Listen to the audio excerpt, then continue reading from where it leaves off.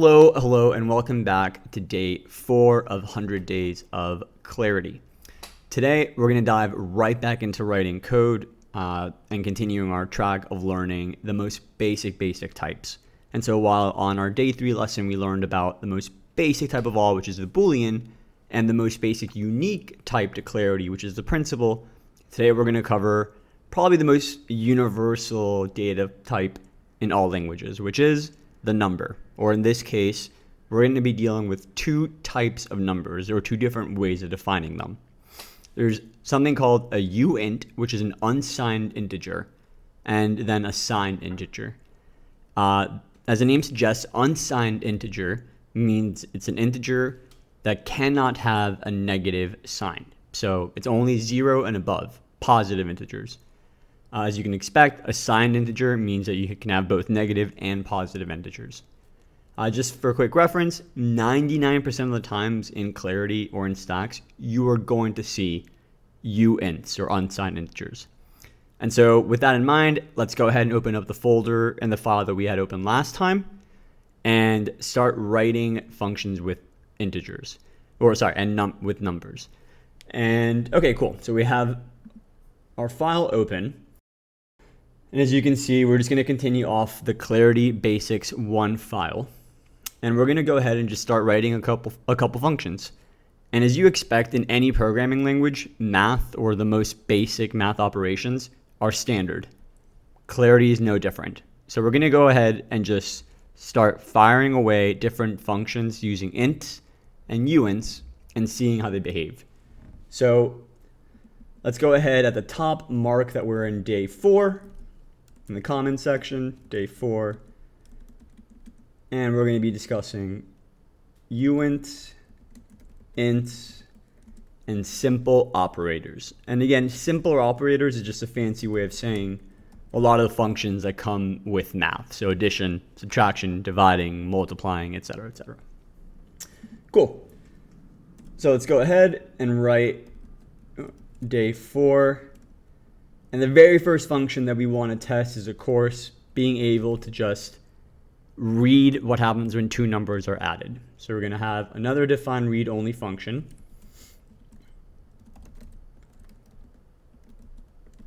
And this one we're going to call add, very simply.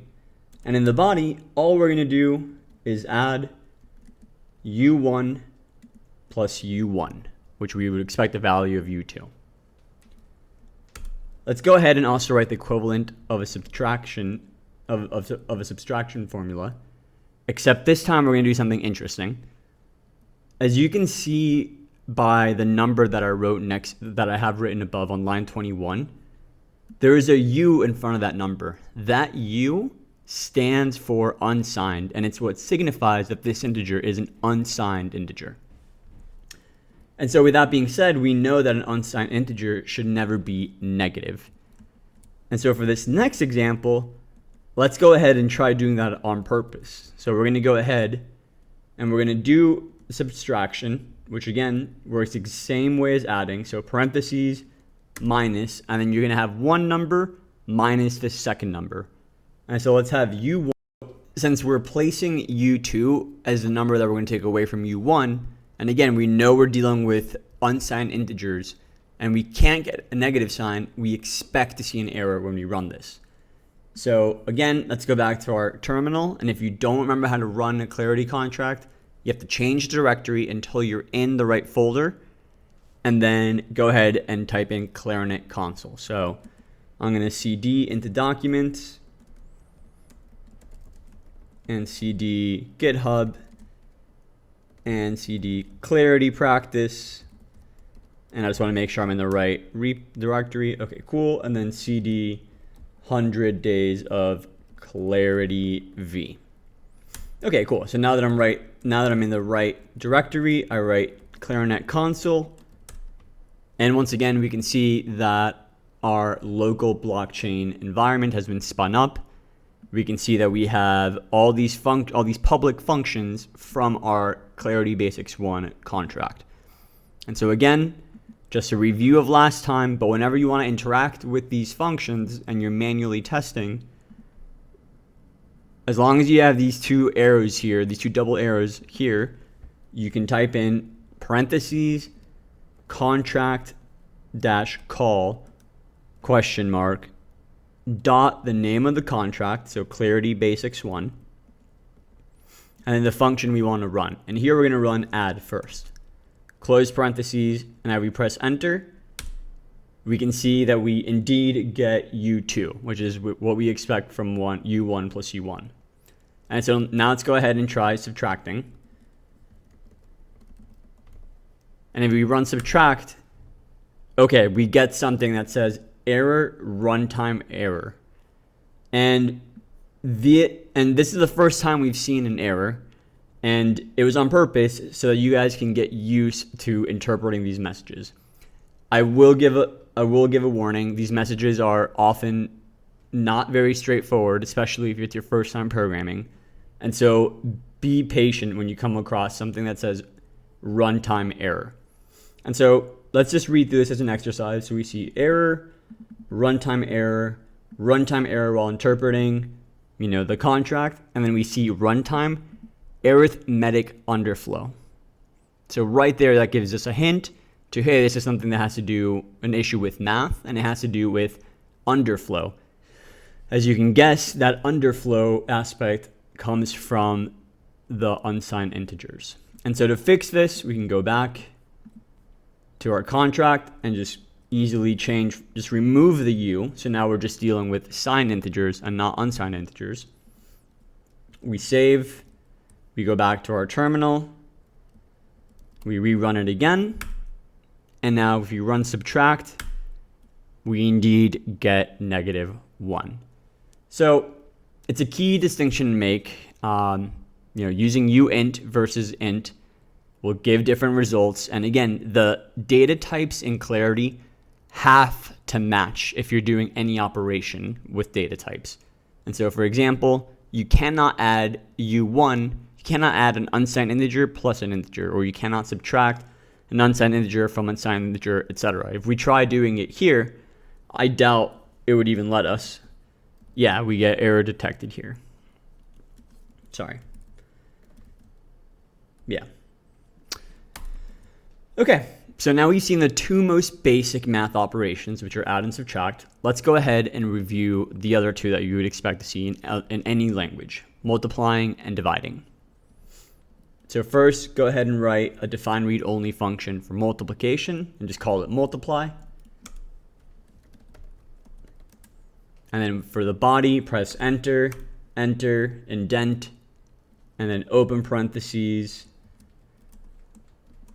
multiplication sign, and then write in any two unsigned integers that you'd like. I'm going to write in U2 and U3, multiplying 2 and 3, so we expect to get a value of 6. Now for dividing, I'm just going to stay on, in theme and do the numbers in reverse. So we're going to divide, and we're going to divide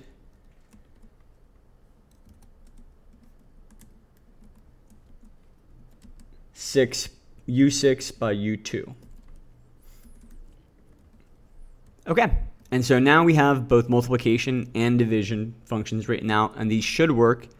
If we go back again, Control C twice, and then if you'd like, type in clear to clear your terminal, up arrow for Clarinet console, press enter again. We now have both divide and multiply at the top here. We can press up arrow again to show the last time we contract called, and change the function being called on subtract to divide, or to multiply first, which again, we're multiplying 2 times 3, so we expect to see a value of 6. And indeed, we do. If we go ahead and change the function name from multiply to divide, awesome, it works. And again, I want to make the point clear, if you are an experienced programmer, I know this is not what you want to be doing, and I suggest you skip ahead. But the fundamentals here are really, really critical for a beginner to understand. And even the distinctions from uint to int is something that's very easy to mess up if it's your first time writing code and trying to keep up with all the syntax and all the rules being thrown your way. So This is the reason we're reviewing them, this slowly.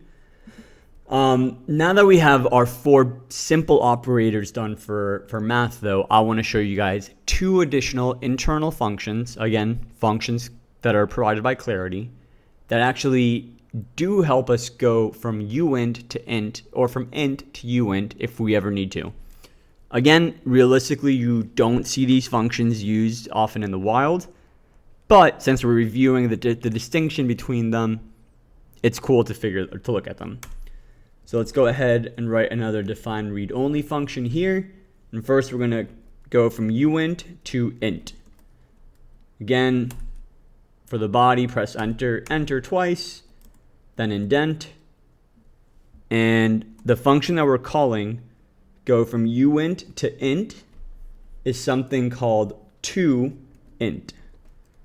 So toInt, and then again, the value that we're going to pass in, which here we're going to pass in u4. Okay, so by providing this function a value of u4, an unsigned integer, and then calling the function toInteger, we expect that this is going to return a value of just 4. And then we're going to do the opposite function just to make sure everything's working. Define read-only int to uint. Tab over to the body, press enter twice, indent, and then again, if we want to go from a uint to an int, we called toInt, and so if we want to go from an integer to an unsigned integer, then we call toUnsigned integer, or toUint.